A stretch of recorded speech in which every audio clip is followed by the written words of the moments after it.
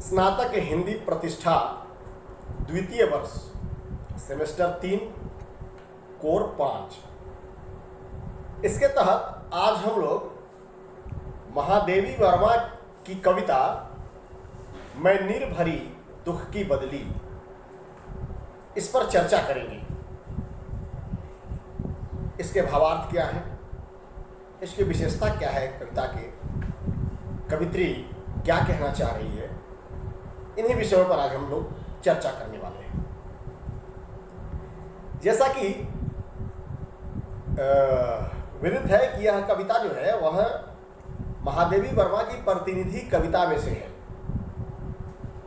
साथ ही यह कविता भारतीय नारी की व्यथा को दर्शाती है, जिसको दर्शाने के लिए महादेवी ने बादल का सहारा लिया है, यानी बादल का मानवीकरण किया है। बादल के सहारा लेकर के अपनी बात यानी भारतीय नारियों की बात कही है।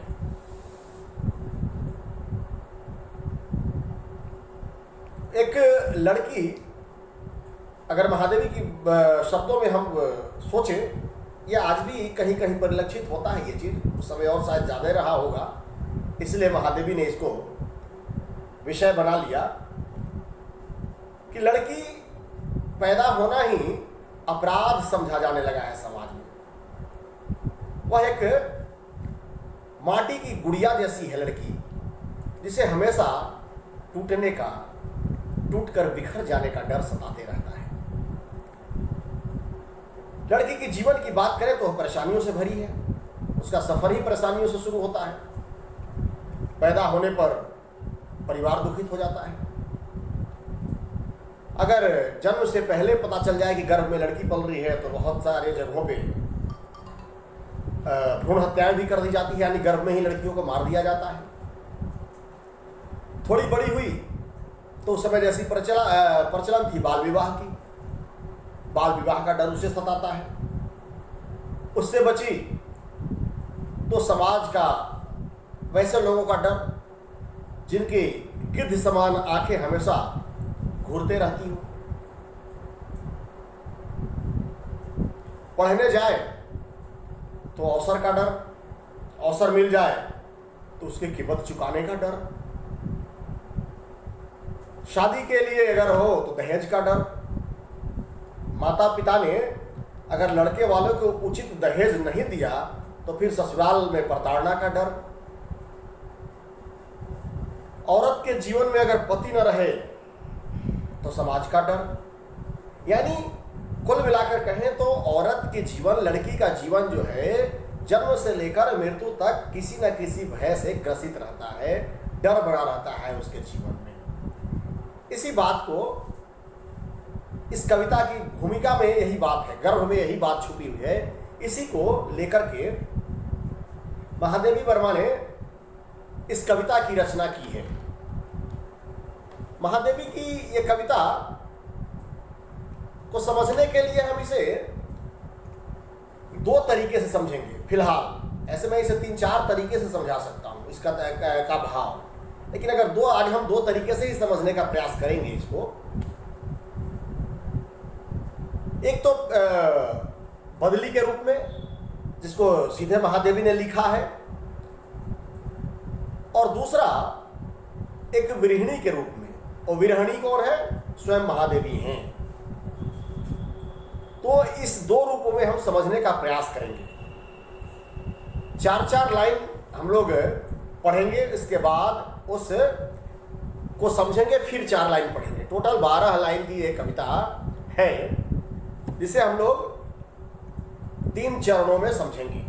तो पहले चरण में पहली 4 लाइन महादेवी लिखती हैं, मैं नीर भरी दुख की बदली, स्पंदन में चिर निस्पंद बसा, क्रंदन में आहुत विश्व हंसा, नैनों में दीपक से जलते, पलकों में निर्झरणी मछली। अब इन 4 पंक्तियों को हम समझें। पहला, अगर बादल की दृष्टि से इसे देखें तो बादल के गर्जन के पीछे की स्थिरता बसी है। मानो कोई है जिसका इस गर्जन से उस पर कोई असर नहीं हो रहा, प्रभाव नहीं पड़ रहा उस पर। जबकि बादल के उस गर्जन से विश्व प्रसन्नचित हो रहा है। क्यों? क्योंकि बारिश होगी, बादल गरजते हैं तो बारिश के आस रहते हैं। भीषण गर्मी पड़ रही है, गर्मी से राहत कौन दिलाएगा? बारिश। तो बादल के उस गर्जन से विश्व जो है वह प्रसन्नचित है। बादलों के बीच से जो बिजलियां चमक रही है, ऐसा लग रहा है जैसे दीपक प्रतीत हो रहे हो, दीपक जल रहे हो, और उसमें स्थित जो जल है वह, बादल में स्थित जो जल है वह बरस करके और नदी में प्रवाहित होने के लिए आतुर है। ये इसका अर्थ है अगर बादल की दृष्टि से देखें तो। लेकिन अगर हम विरहणी की दृष्टि से देखें तो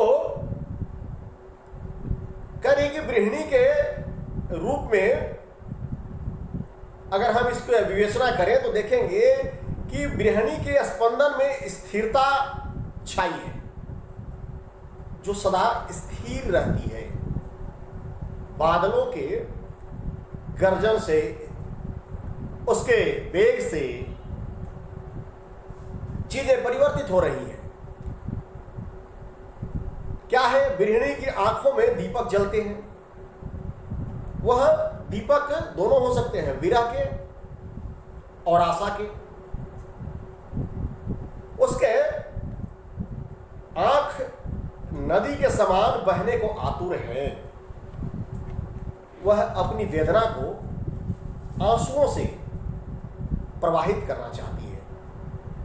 ठीक वैसे ही जैसे बदली जल बूंदों को बहा करके शांत हो जाती है, उसी तरह से विरह की जो अग्नि जल रही है वह अग्नि को आंसू के रूप में बहा करके वह उस विरह अग्नि से थोड़ी राहत पाना चाह रही है वह गृहिणी। इस 4 पंक्तियों का भाव यही है। अगली 4 पंक्ति हम लोग देखें, जहां महादेवी लिखती हैं, मेरा पग पग संगीत भरा, श्वासों से स्वप्न पराग झरा, नभ के नवांग बुनते ढुकुल, छाया में मलय बयार पली, मैं क्षितिज भ्रिकुटी पर धीर धूमिल, चिंता का भार बनी अविरल, रजकण पर जलकण हो बरसी, नव जीवन अंकुर बन निकला। अब इसका अर्थ देखें, बादल की दृष्टि से देखें तो बादल कहती है कि मेरे कदम कदम पर संगीत है। बिजली की कड़क और गर्जन जो है वह मानव जगत में हलचल पैदा कर रहे हैं। यानी प्रत्येक कदम पर बिजली, बादल जब चलती है तो बिजली कड़कते हैं, गर्जन होती है, उसमें एक संगीत की ध्वनि उसको प्रतीत होती है। मानवीकरण किया गया है संगीत की ध्वनि से। कह रहा है कि मेरे पग पग पर संगीत है। बादल के साथ जो हवा चलती है, जो बादलों को उड़ा करके ले जाती है, वह हवा जो है वह उसकी सांसें हैं। किसकी? बादल की, जिससे पराग झरता है। पराग यानी खुशबू, जिसे पराग झरता है। आगे है कि नौरंग से युक्त इंद्रधनुषी आभा छाई हुई है, मानो बादलों के रंग भरे वस्त्र हैं। इंद्रधनुषी जो आभा छाई हुई है वह मानो ये सतरंगी वस्त्र हो बादल के, ऐसा प्रतीत हो रहा है। और मलय हवा मलय बयार जो कहते हैं जिसको, वह शीतल सुगंधित पवन बहा रही है, आश्रय ग्रहण करती है। ऐसी बदली जब अपने रजकण को मिट्टी पर बरसाती है, यानी जब अपनी बूंदों को मिट्टी पर बरसाती है, तो चारों ओर उल्लास का वातावरण बन जाता है और एक आशा व्याप्त हो जाती है कि मिट्टी के अंदर जो बीज पड़े हुए हैं, इन बादलों से बरसे बूंदों से उनके अंदर अंकुर फूट पड़ेंगे। अब इसको हम गृहिणी की दृष्टि से देखें। अगर हम गृहिणी की बात करें तो उसके कह रही है, यहाँ पर महादेवी इशारा कर रही हैं कि उसके पदचापों में, यानी उस गृहिणी के यौवन और रूप में संगीत भरा हुआ है। उस विरहण की सुगंधित सांसें जो है वह उसके कामनाओं की सूचक है, वह कामनाओं को जागृत करती है। वह जहां निकल पड़ती है विरहण, मानो ऐसा लगता है जैसे सुगंधमय बयार चल रहे हों, पूरे वातावरण सुगंधित हो गया हो, ऐसा बयार चल रहा है, ऐसे हवाएं चल रही हो। वह उसकी भवें जो है वह चिंता की भाव, इंद्रधनुषी भवें, भाव जो है उसकी इंद्रधनुषी का आकार जो हमारे आंखों के ऊपर का जो भाव है, जिसको आईब्रो बोलते हैं हम लोग, वह क्या है, इंद्रधनुषी आकार की है, लेकिन उस पर चिंता की रेखाएं हैं। चिंता किस बात की है कि शायद उसके प्रिय से मिलन होगा या नहीं होगा। गृहिणी है, प्रिय उसका बाहर है, तो उससे मिलन की आस है, उसकी चिंता है। और जब ऐसे में कष्ट सहन नहीं होता है तो उसके आंखों से आंसू बरस पड़ते हैं और उसके ऐसा लगता है मानो उसके जीवन में नए अंकुर फूट पड़े हों। अब तीसरी 4 लाइन हम लोग देखें इसको।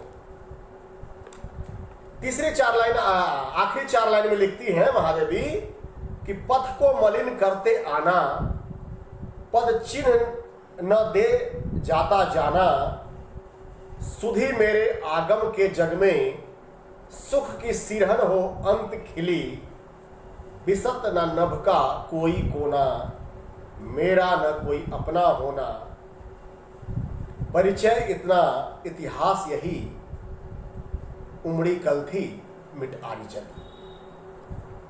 अर्थात जैसा मैंने पहले कहा कि पहले हम लोग बादल की दृष्टि से देखेंगे इसको, तो बादल कहती है कि न तो मेरे आगमन से मार्ग गंदा होते हैं और न चले जाने से कोई चिन्ह शेष रह जाता। जैसे बादल घिरता है, बरसते हैं, तो जब उसके बूंद जमीन पर आते हैं तो आने जाने का काज से और जमीन तक पहुंचने के जो मार्ग है आने जाने का, उससे वह रास्ता गंदा नहीं, मैला नहीं होता। और अगर जब बारिश खुल जाती है तो कोई अवशेष नहीं बच जाता कि मार्ग के आने चली गई है, तो कोई पदचिन्ह छोड़ करके चली गई है। बादल दिखाई क्या देता है कि उसके बरसने से जो पृथ्वी पर हरियाली छाती है, उससे प्रतीत होता है कि बारिश हुई थी, जिससे वातावरण में हरियाली है, वही उसकी आने और जाने की सूचना देता है। बादल आगे कहती है कि इतने विशाल आकाश में, पूरे विस्तृत आकाश है, लेकिन वहां पर मेरा कोई अपना निजी घर नहीं है। मैं इस कोने से उस कोने में, किसी भी कोने में जाती हूं, लेकिन वह कोना मेरा अपना नहीं है। मेरा काम क्या है? बरसना। कह रहे कि मेरा अपना कोई वजूद नहीं है, अपना कोई इतिहास नहीं है, कोई मेरा घर नहीं है, कोई कोना नहीं है।